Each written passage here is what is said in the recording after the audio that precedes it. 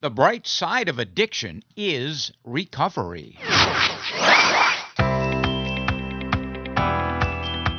Well, today's guest is putting the F in recovery. Now, if you are in recovery or know someone or love someone who is, or simply you want to know more about the recovery process, or maybe you're a bit concerned about someone you know or love, this is the podcast for you as we carry the message of hope and the promise of recovery. And a reminder that you can find all of our podcasts at recoverycoasttocoast.org. Now, in this edition of Recovery Coast to Coast, you're going to meet a ball of inspiration and energy. It's a guy who sobered up with the Grateful Dead, and now he's filled with grateful living, with 33 years of grace and gratitude. His name is Duke Rumley, and he's filled with passion for helping to create fun places for people in recovery. He's going to share his journey through the craziness of addiction into the bright lights of recovery. He's funny, he's inspirational, and he is recovery real. Here's a quick clip from today's interview with Duke Rumley. I'd flunked out of 3 colleges. I was the oldest of 5 kids, and I mentioned I was the black sheep of the family. I had got deported and banned from the country of Mexico. Mom had to fly down and negotiate my release, which is she had to bribe me out of Mexico. And after 8 days in Nogales, Mexico, they said, if you want your son back, it's $25,000. And Mom said, you know what? I got 4 more at home. This one eats a lot. Good luck with him. And walked. Don't play poker against my mom. The next day they lowered it to $4,000. So that's my trade-in value. My value is somewhere between $4,000 and $25,000. I hope you'll stick around and listen to Duke share not only his story of 33 years in recovery, but what he's doing today to make a difference, putting the F in recovery. The F as in fun. And actress Julie Harris is going to share some thoughts on priorities in recovery. We'll do that a little bit later on. I'm Neil Scott, host of Recovery Coast to Coast. Our website is recoverycoasttocoast, spelled out, .org. That's recoverycoasttocoast.org. You'll find all of our podcasts there.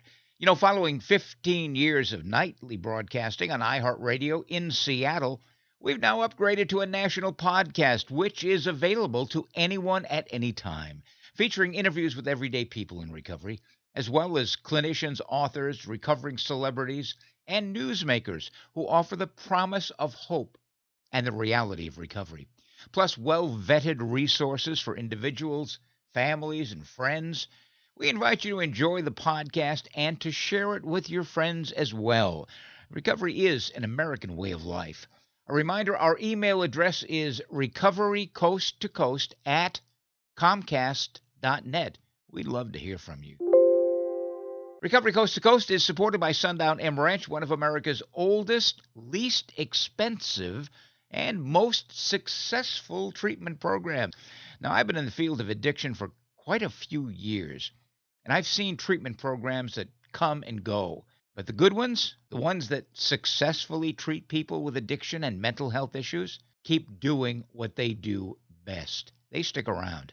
Medically based, 12-step centered treatment. There's a number of them around the country. Sundown is the oldest inpatient facility in the state of Washington. They've been successfully treating individuals and their families for close to 55 years. They're staffed well-trained, and they've been together a long time. They're paid well, and they are compassionate and caring. Frankly, I've referred a lot of individuals to Sundown over the years. Their staff, I know, works with most major insurance companies to secure maximum benefits. And you need to know that there are a number of treatment programs who don't provide this service. They leave it up to the individual and their family members to sort out the insurance maze. Sundown is committed not only to inpatient treatment phase of recovery, but providing life skills to navigate the journey to long-term recovery. They don't just treat and release. They provide comprehensive, continuing care. Now, if you ever find yourself in need of seeking treatment for addiction, for yourself or maybe for someone else, I would ask you to consider Sundown M Ranch. If you get a chance, take a look-see at their website, sundown.org. It's a nonprofit treatment program. They own their land, 30 acres at the mouth of the beautiful Yakima River Canyon, not too far from Seattle. Do yourself a favor. Visit their website. Take a look-see at the facility. It's all patient-centered. Sundown.org. It's where recovery begins. Now let's enjoy a nice cup of coffee as we listen to my conversation with a very entertaining, energetic, and recovery-centered guy by the name of Duke Rumley. He's living proof that recovery is an American way of life.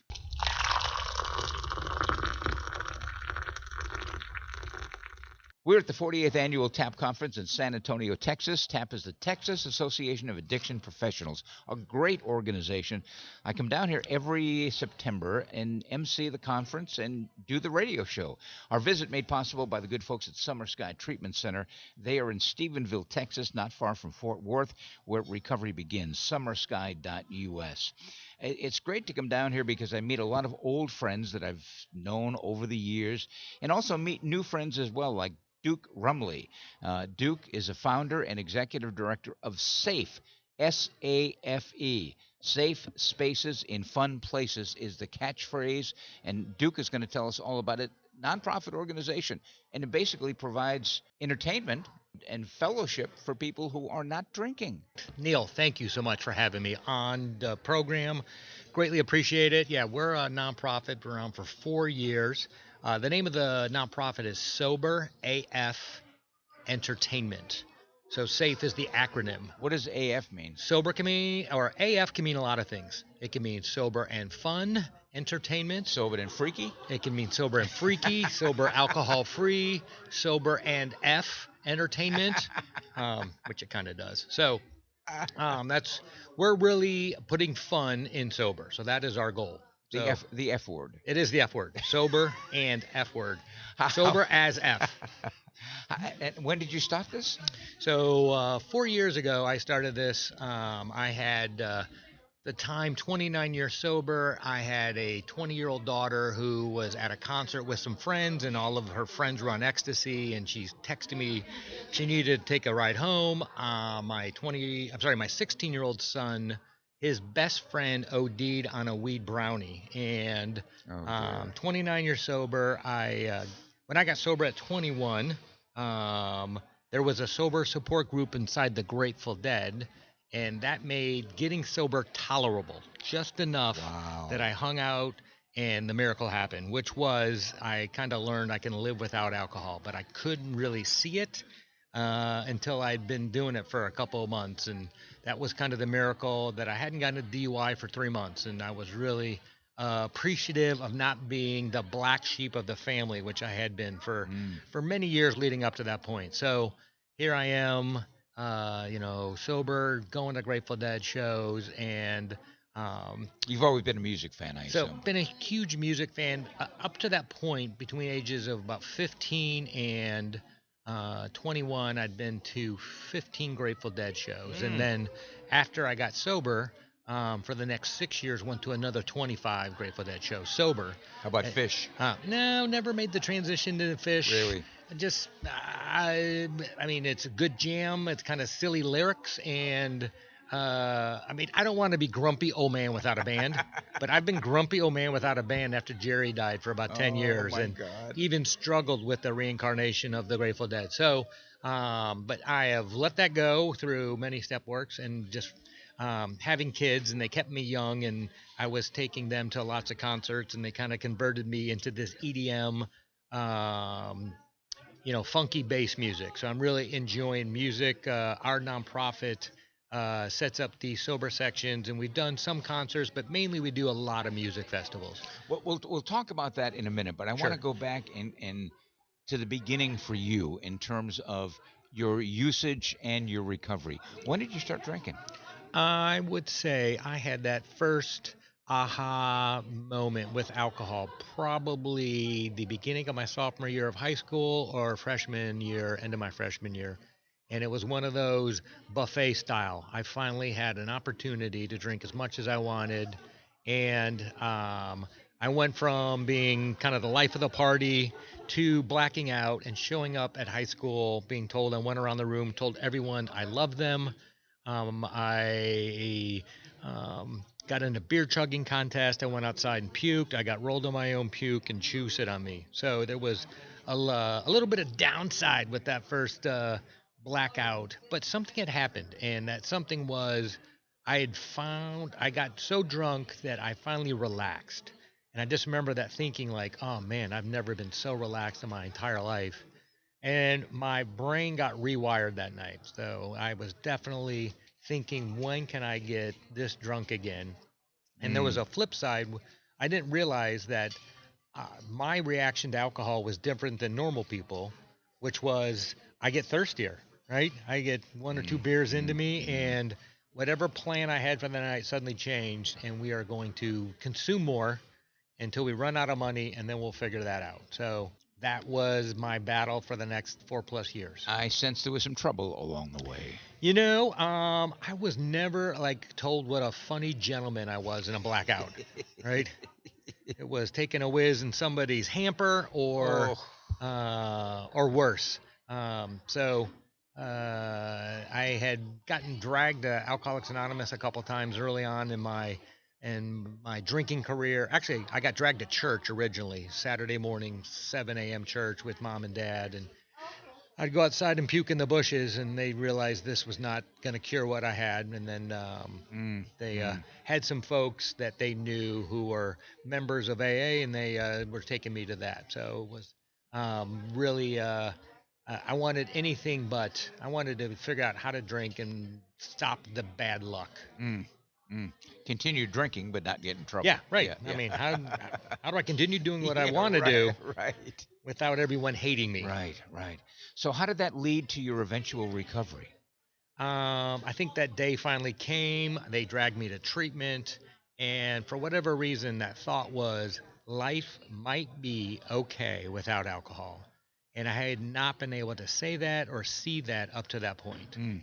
And I think that was kind of like step zero, right? How do we just kind of embrace this idea like it might be okay without it? So, before the 12 steps, there was 12. There was step zero. Yeah. And that step zero is a really important one, right? It's that magic wand moment from God almost that you're like, okay, my way doesn't work. Maybe it's okay without it.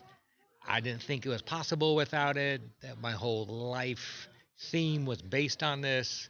But suddenly you're like, maybe it's not working. I'd flunked out of 3 colleges. I was the oldest of 5 kids, and I mentioned I was the black sheep of the family. I had got deported and banned from the country of Mexico. Yeah, mom had to fly down and negotiate my release, which is she had to bribe me out of Mexico. And after 8 days in Nogales, Mexico, they said, if you want your son back, it's $25,000. And mom said, you know what? I got 4 more at home. This one eats a lot. Good luck with him. And walked. And don't play poker against my mom is the big moment. So the next day they lowered it to 4,000. So that's my trade-in value. My value is somewhere between 4,000 and 25,000. Where we know it's not 25. At least it wasn't not in 1988. That's some funny Right. shit. I gotta tell you. So that doesn't prove I'm an alcoholic. What happened the following weekend? Mom leaves. She says, look, I know it wasn't really your fault, but if you fly straight, I'm like, okay, I'll fly straight. And I have a week of school to catch up on. And there's told 10 guys I can't go, but there's a party in San Diego. And I can't go until I see the keg get rolled onto the RV. And suddenly that thing happens where your mind changes its own mind. And I have to go. Wouldn't be the same without me. And I go, I take a drink, I get thirstier. I miss the RV going back to Tucson. And that night I'm out with a buddy and we're going to take a Greyhound bus home the next day. And we're out drinking. I have a brownout, which means I remember parts of the night. But basically I come to, smoke alarm going off. I'm looking in the mirror. I'm on this small porta potty bathroom on the back of a Greyhound bus with a giant Bob Marley joint in my hand. And I'm trying to blow on the smoke alarm to make it stop. And it finally does. And I'm looking around trying to get my bearings. And I crack open the door to see if anybody noticed. And it turns out this is not a Greyhound bus, but a 737 airplane. And I have 30 rows of people staring at me, wanting to know why there's alarms going off on this airplane, and why does it suddenly reek of weed? And I am more shocked than anyone on that airplane. And that's what my alcoholism looks like. I take a drink, The drink takes you. Drink takes me, and I was always followed by more just kind of crazy bad luck, I would call it, would happen. And it took another year after that moment for me to finally get sober. But, when I kind of looked back in my life, I'm like, do I really have what this people say, which is, when I plan on not drinking, do I drink? Or when I plan on drinking a little, can I control it? I was like, shit, I really do have this thing. So, What happened on the plane when it landed? You must have been arrested. you would think. But actually, I waddled out, sat down next to a different fraternity brother who was ignoring me, and the flight attendant had the pilot come and speak with me. So I have a pilot putting his face right into my face, and I can't understand what he's saying. It was that drunken fluentese. I don't know if you ever had this situation where someone's like, wah, wah, wah, wah. And I couldn't understand what he was saying. I just kept saying, it won't happen again. So I'm not even denying it. And I left like half an ounce of weed sitting in the bathroom. And I basically blacked out on the plane leaving San Diego. We woke up in LA. We had to change planes. 1988, nothing. So just was able to hop on the next plane and Different fly time. to Tucson. Yeah. Today Wow. I would be in Guantanamo Bay, and I would not be allowed to leave the that prison for a while. So Wow. just and then, of course, it was just one of those funny Duke stories, right? Just you look over the edge and you don't die, and it's kind of a funny thing, and but in retrospect, looking at that, I think it was points for other people to realize like this is not normal. And I thought it was normal. I thought everyone drank this way. I thought alcohol had this effect on everybody. I thought everyone drank. They got funnier. Strange things happened in the future. I thought everyone blacked out. And that's how I think you get sober at 21 years old, right? You're drinking, your hair catches on fire, and bad things happen, and it doesn't work for many, many, many years. And finally, you're like, life might be okay without this. Tell me about the first year in recovery. How did you make that transition? It was really rough, just as far as my every bar and liquor store that I was driven past, my head would turn. I mean, it just took forever for that to kind of finally take. I think that first year, everything is super awkward.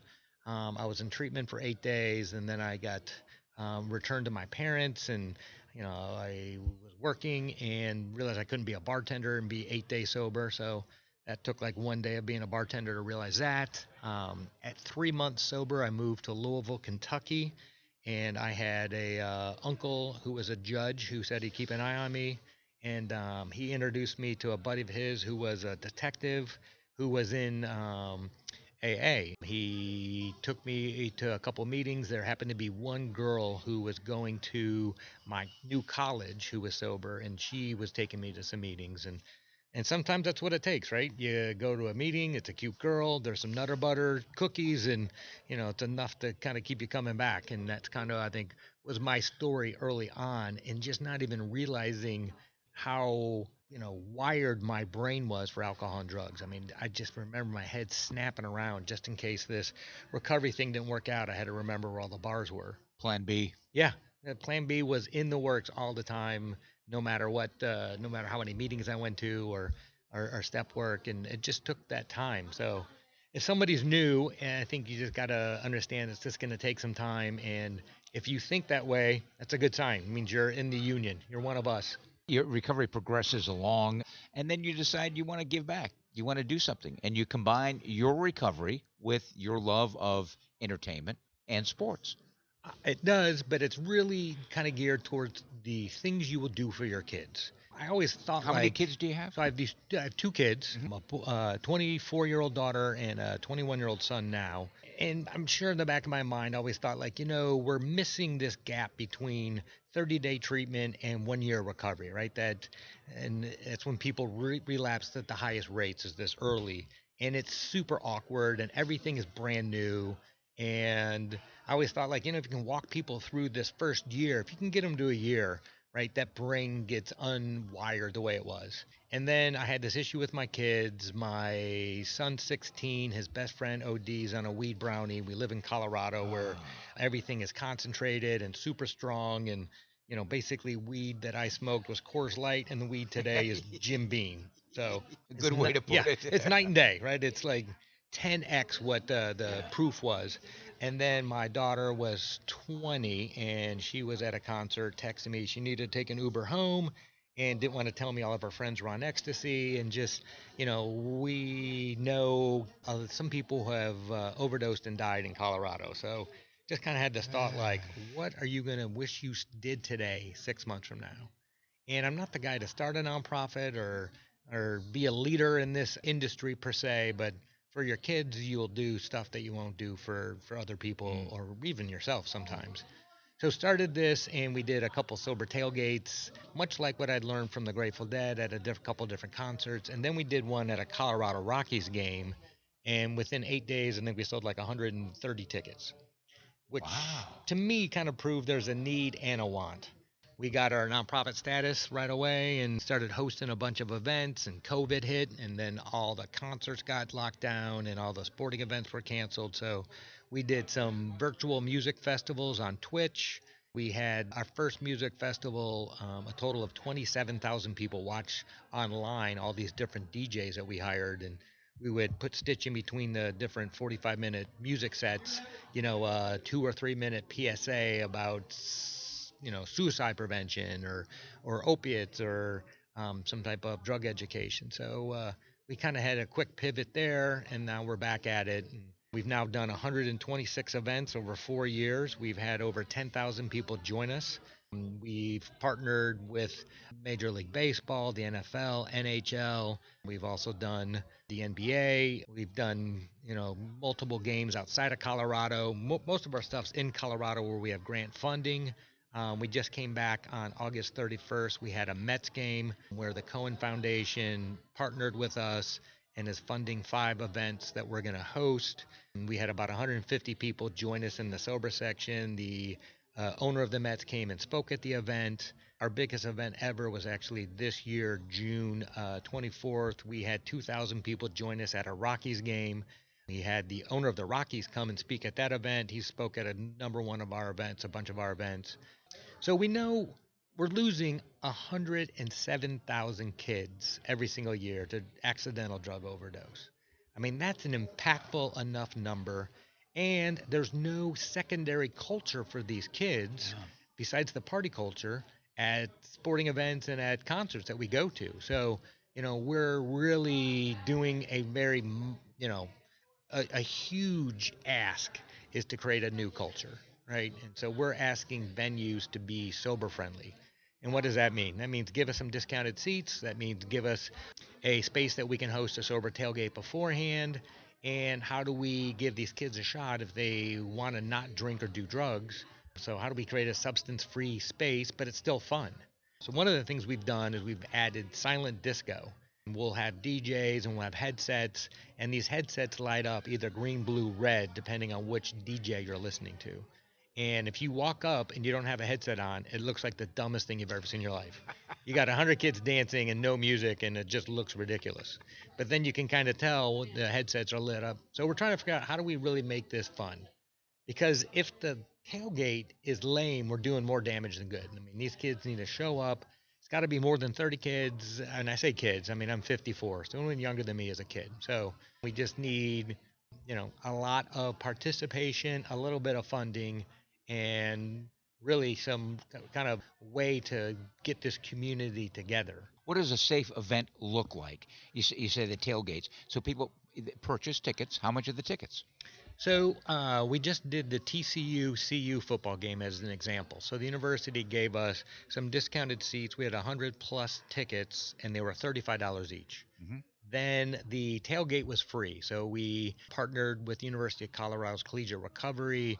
We helped purchase some food and T-shirts, and then we brought these DJs and tent chair. So they gave us a space right outside the stadium, and we were able to do this tailgate beforehand, and then we all went into the game together and kind of sat together. Did they promote that? So no university will want to stick their neck out that they Yeah. have a problem with drugs and alcohol. And it is each one is its own separate entity competing for 17-year-olds' parents' money. Not are they trying to get the 17-year-olds, they're trying to get mom and dad to write these checks. So typically universities don't want to be a leader in some type of alcohol or drug prevention. If anything, it's more of a drink responsibly motto that they're putting up on stadiums. So Mm. we've been able to get more grant money through kind of the opioid abatement funds through either the CDC or the Colorado Department of Public Health and Environment. But we are in the process of figuring out how do we get funding on a national basis, because what we are trying to do is very arrogant. I mean, we are really trying to change the world to some degree and kind of help this spark. So there's a great want for it, a huge need. I mean, how many parents are afraid that the kid's going to take one pill and die, Yeah. right? And there's no secondary culture for these kids Mm. besides this beer pong in the parking lot. So, Mm. and we think you can have fun sober.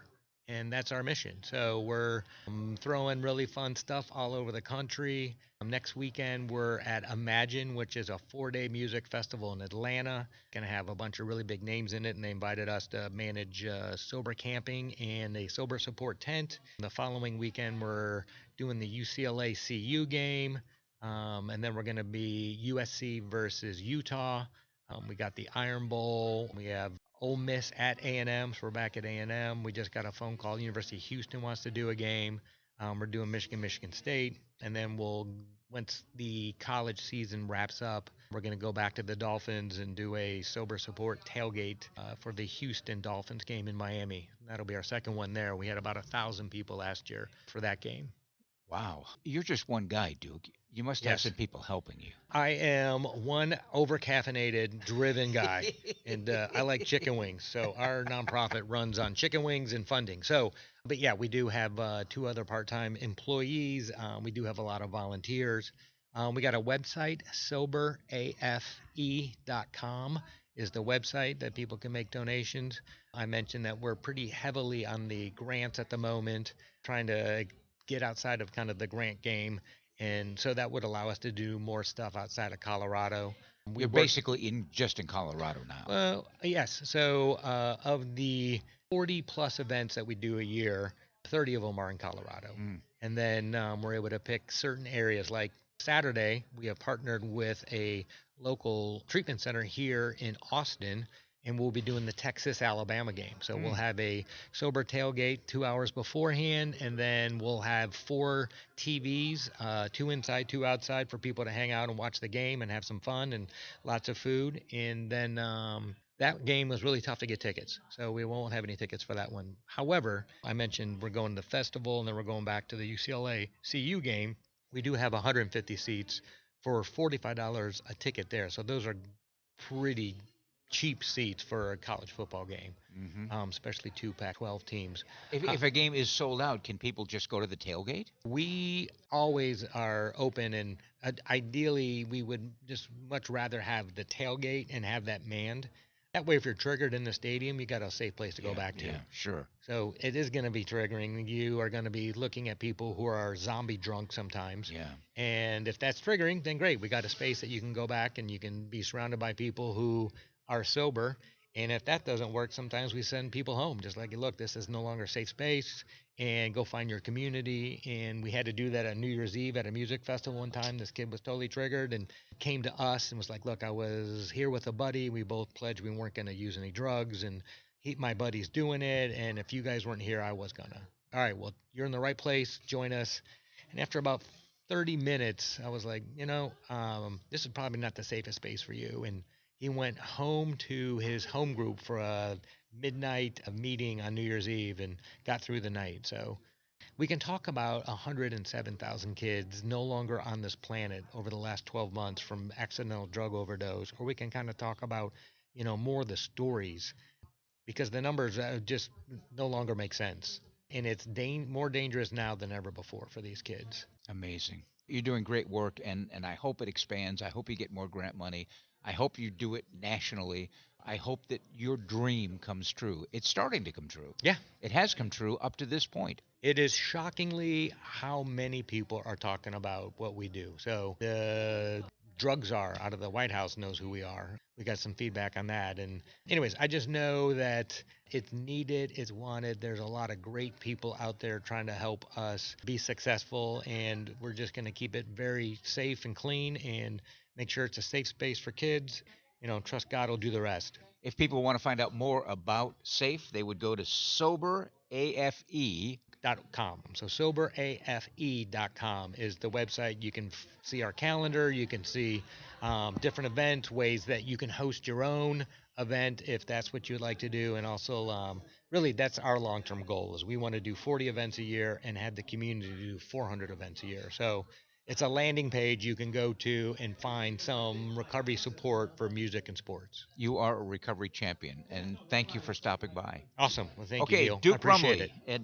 And again, soberafe.com. You find out all the information and go to one of their events, and let's all pull together and make this a reality. I love what you're doing. Awesome. Thank you. The bright side of addiction is recovery. You embody that. Awesome. Well, the stuff we do for our kids, and then God gets involved, and then He doesn't make little plans. So we're doing big stuff. Outstanding.